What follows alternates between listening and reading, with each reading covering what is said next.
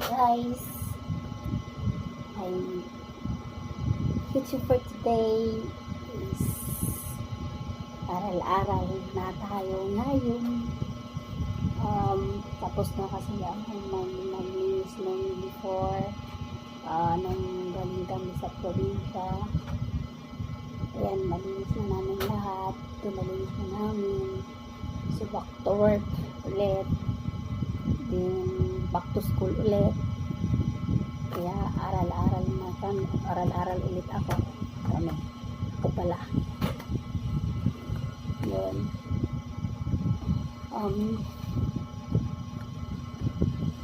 Wala namang hindi sa mga harap eh. Pag gusto, may paraan. Pag ayaw, may dahilan. So ako, nasa edad na ako. Tapos na yung age ko. Nasa 30 plus na ako. Pero nag-aaral ako ngayon. Kasi although na-realize ko na hindi naman tayo habang buhay magiging kasambahay. Oo, proud ako sa mga kasambahay kasi napagdaanan ko, pinagtrabuhan ko rin. Hindi mas maganda talaga yung nakapagtapos ka tapos nakapag-abroad ka ulit. Naka-abroad ako pero hindi ako sinunod din ang amo ko. Isang DH din ako. Umuwi. Nag-apply ako ng trabaho. Nag-apply ako ng trabaho nung after pandemic.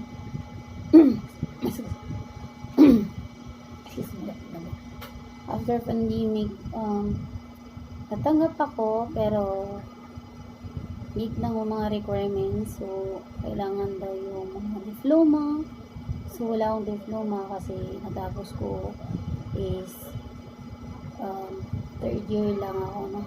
Third year high school, grade 9. So, kailangan ko ulit mag-aral kasi madaling noobo ko. Kasi nung na-realize ko na ganun pala yung mag-apply dito sa Manila, kailangan may diploma ka.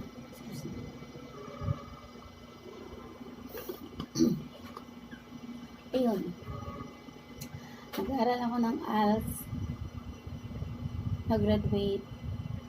Hindi nag-senior high. So, after ko mag-senior high ngayon, wala ko naman mag-test ako burger. So, ayok sana makuha ko yun para mabuo ko na yung pangarap ko. May pangarap naman talaga ako. Pero noon, ginawa ko yung pangarap ko. Nagiging gumanon yung pangarap ko. Kasi yung pangarap ko kasi na simple lang. Magkaroon ng magandang trabaho at makapagbili ng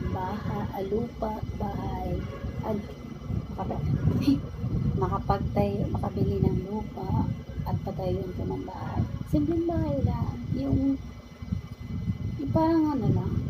Parang siyang guys, yung concrete siya, pero yung sama-sama buong pamilya.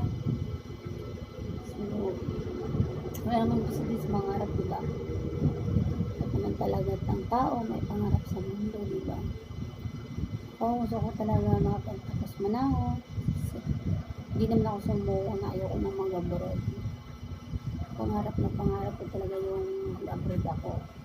Bata pa lang ako, pangarap ko na yun. Yung feel ko na pangarap ko noon na gusto kong ayaw mag-Middle East.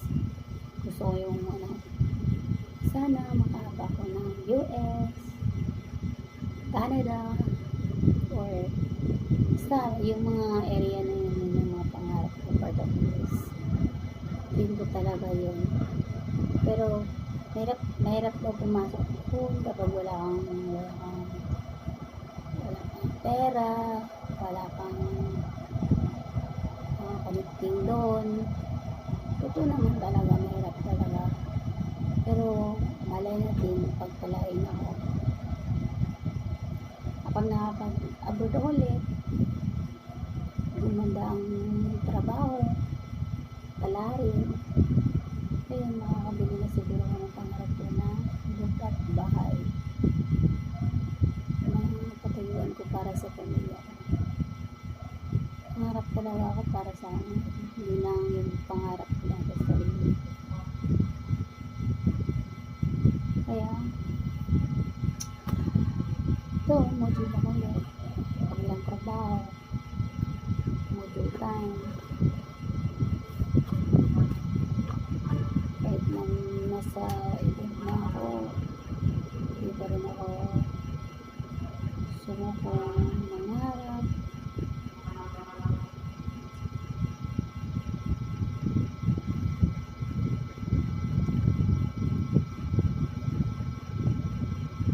Yung parang pag tumawag sa pamilya mo. Kasi yung bahay po namin sa probinsya is hindi po siya totaling amin po yung lupa. Naninirahan lang po para kami. Parang binangisan din kami ano doon. Tawag doon. Certificate. Actually, may lupa yung mama at papa ko. Ay, bali yung sa papa ko lang siya. Nagiging ano na nila. Pero nung naging family ako, nagwala yung mama ko at papa ko, nagkanya-kanya ng mundo, nagkanya sila. Ayun.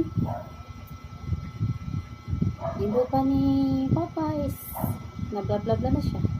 Punta na siya sa mga so medyo yung baga, yung isang siya sa maliit hanggang lumalaki naman siya. So hindi na namin na ano, hindi na namin nabigyan pansin kasi yung mga kapatid ko nag-asawa din na iba-iba, nag-asawa na sila, may mga pamilya na kanya-kanya, so hindi na namin nabigyan ng pansin yun. So bala ko yung may sarili ka talagang bahay, yung sa'yo na yun, diba guys?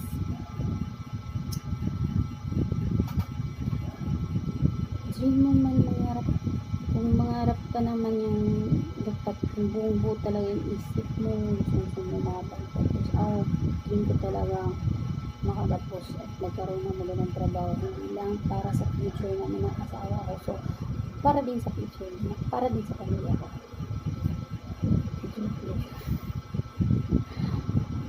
Pasensya na po guys, napubungal-bungal lang ako, bungal minsan. Kung alam, bungal o na ihiya. May liga akong ano talaga. So,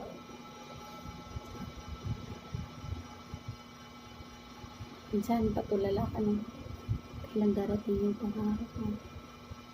Pangarap na maaabot. Bulag ka na abot.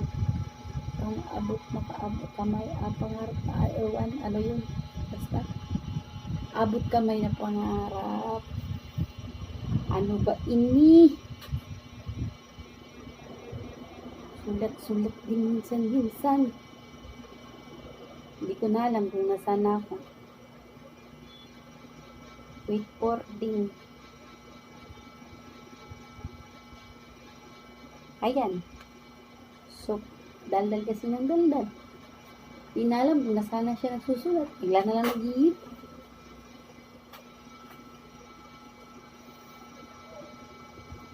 Ooh. Sorting. You're right.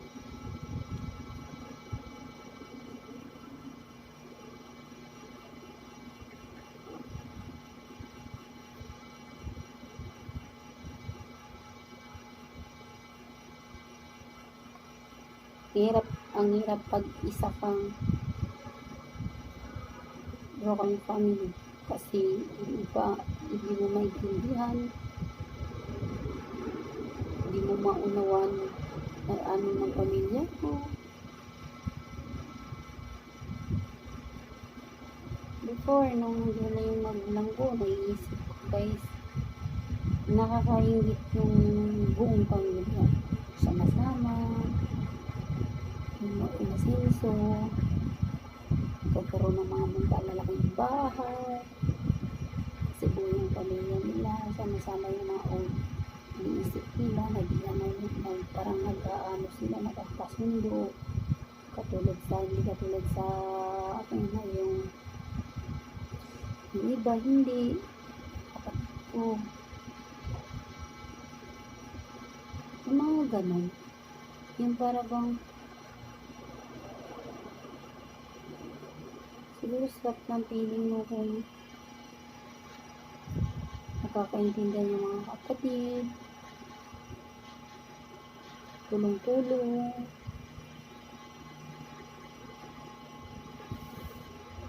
Pero okay na yun guys. Kaya naman. Pero kung mapag-isan mo, huwag mong diretsuhin. Hindi mo naman nabot mo kung kapag diretsuhin.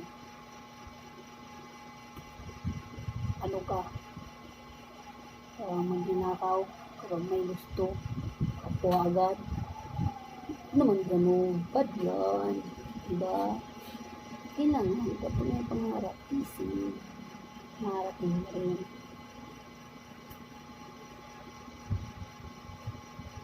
Ako nga, sipag nga ako mag-aaral yun. Pag walang trabaho, aral.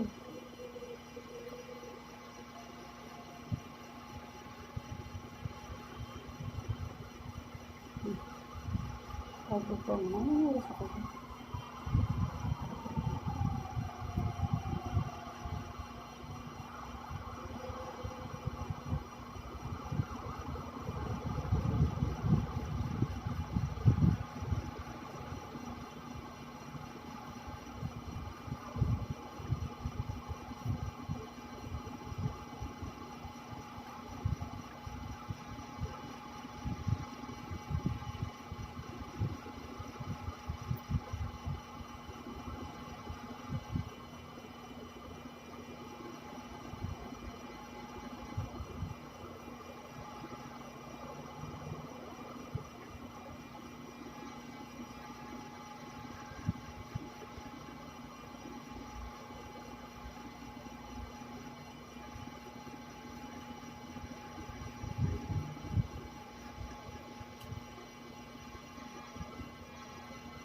Okay, guys. Ang dami ko iniisip. Kapag nasa yan na nag-aaral na yung wala na sa focus yung gawin na sa upo. So, ayun lang someday. Kaya kung ako yung maging artista. Artista pa more. Pag nangarap. Pangarapin ang extra. Tsaka ngarap ka pa.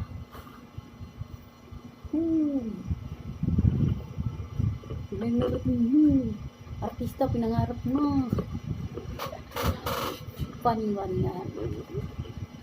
Naman pangarapin maging artista ko. Hindi ko naman ako maganda.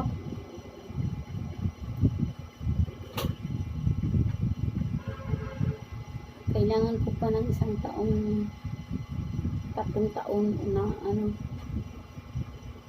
papayat at papaganda siguro. Charot.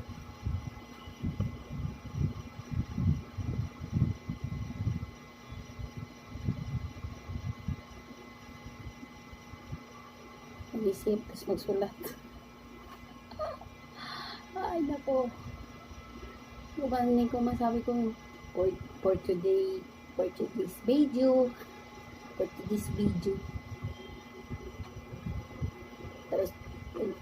Don't forget to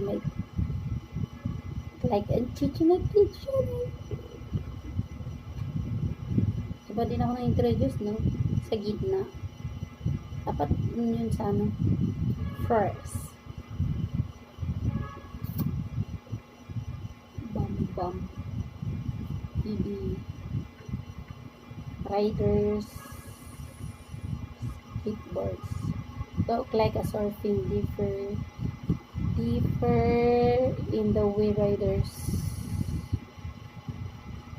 start. Uy, pagtuldok ka na, may start ka pa.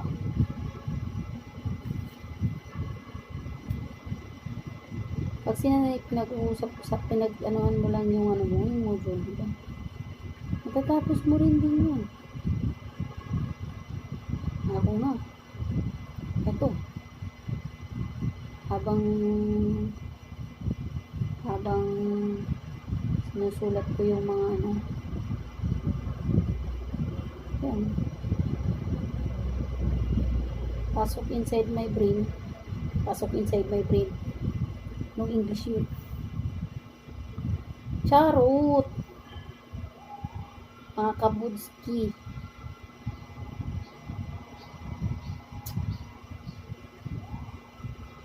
Ganito ako kaano.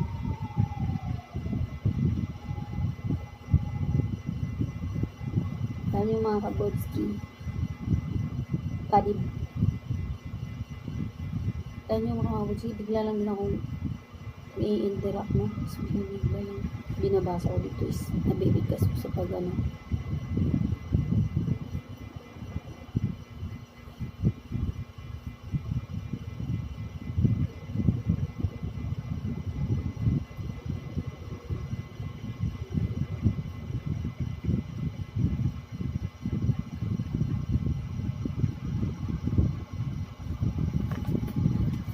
Mga kabutski, so hanggang dito lang muna yung ating ating video. So please follow my page channel sa YouTube channel, then please like and subscribe, and module time daw mo. Module time.